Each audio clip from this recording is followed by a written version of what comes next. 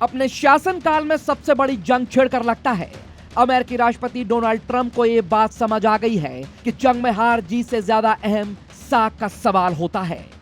इस सवाल पर कहीं ईरान के खलीफा तो बाजी नहीं मार गए। एक दिन पहले ही ईरान के नए सुप्रीम लीडर मोस्तफा खामेनेई का वीडियो सामने आया था, जिसमें वो न सिर्फ सही सलामत दिख रहे थे बल्कि अपनी कोर टीम से बात भी कर रहे थे। मोस्तफा के बारे में ट्रंप और नेतन्याहू दोनों ने दावा किया था कि वो बुरी तरह से जख्मी हालत में हैं, लेकिन इस वीडियो के सामने आने के बाद अमेरिका और इजराइल दोनों के खेमे में हलचल है। इससे भी बड़ी खलबली है अमेरिका के मशहूर अखबार की हेडलाइन से। इस खबर में व्हाइट हाउस के अधिकारियों के हवाले से बताया गया है कि ट्रंप ईरान के साथ बिना परमाणु समझौते के भी जंग खत्म करने पर विचार कर रहे हैं। रिपोर्ट्स के मुताबिक अगर ईरान हॉर्मुज स्ट्रेट को पूरी तरह से खोल देता है और वहां से सामान्य कारोबारी जहाजों की आवाजाही शुरू हो जाती है तो अमेरिका जंग से पीछे हट सकता है। इसी बात को ट्रंप ने खुद कुछ अलग अंदाज में कहा। एक मीडिया वेबसाइट को दिए इंटरव्यू में ट्रंप ने कहा, हम उनके साथ छोटे स्तर पर नेगोशिएट कर रहे हैं। हम बस ईरान को देख रहे हैं जिसके पास भारी मुद्रास्फीति है और उसके पास पैसे नहीं है। ये काम करेगा, ये हमेशा काम करता है, ये शतरंज के खेल की तरह है। अब तक ट्रंप प्रशासन का मुख्य जोर ईरान के परमाणु कार्यक्रम पर समझौता कराने पर था। जंग लंबी खींचने के बाद अमेरिका का फोकस बदलता दिख रहा है। रिपोर्ट्स के मुताबिक ट्रंप पिछले कुछ हफ्तों से इस विकल्प पर काम कर रहे हैं। उन्होंने अपने वरिष्ठ अधिकारियों से निजी बातचीत में कहा कि तेहरान के साथ औपचारिक परमाणु समझौते के बिना भी अमेरिका संघर्ष खत्म कर सकता है। अमेरिकी खेमे की इस हलचल को देखते हुए ईरान ने भी युद्ध को स्थायी रूप से खत्म करने की इच्छा जताई है, लेकिन इसके लिए कुछ शर्तें भी रखी हैं। अमेरिका को युद्ध स्थायी रूप से खत्म करना होगा और अपनी नौसैनिक नाकेबंदी हटानी होगी।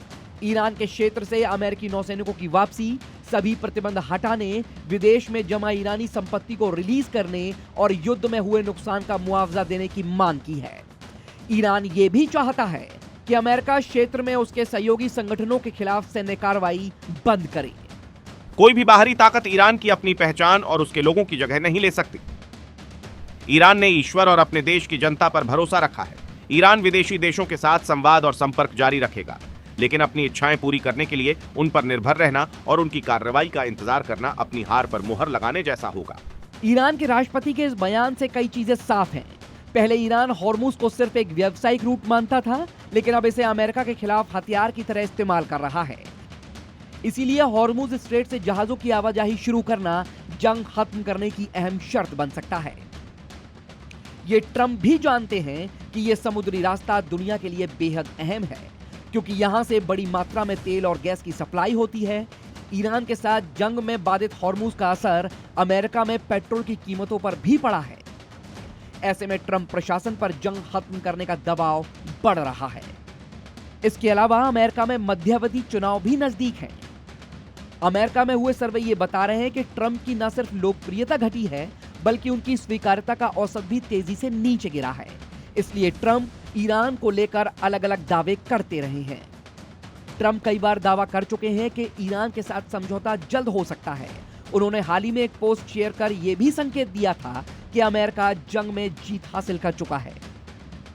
ट्रंप के सलाहकारों ने यह भी सुझाव देते हैं कि 5 महीने की जंग के बाद ईरान में इतनी बड़ी बर्बादी हुई है, वो ट्रंप के कार्यकाल में अपने परमाणु कार्यक्रम को आसानी से दोबारा शुरू नहीं कर पाएगा।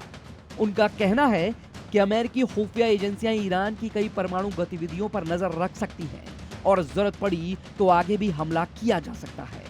फिलहाल इस जंग से पीछे हटने में ही ट्रंप की निजी भलाई है। ब्यूरो रिपोर्ट, जी मीडिया।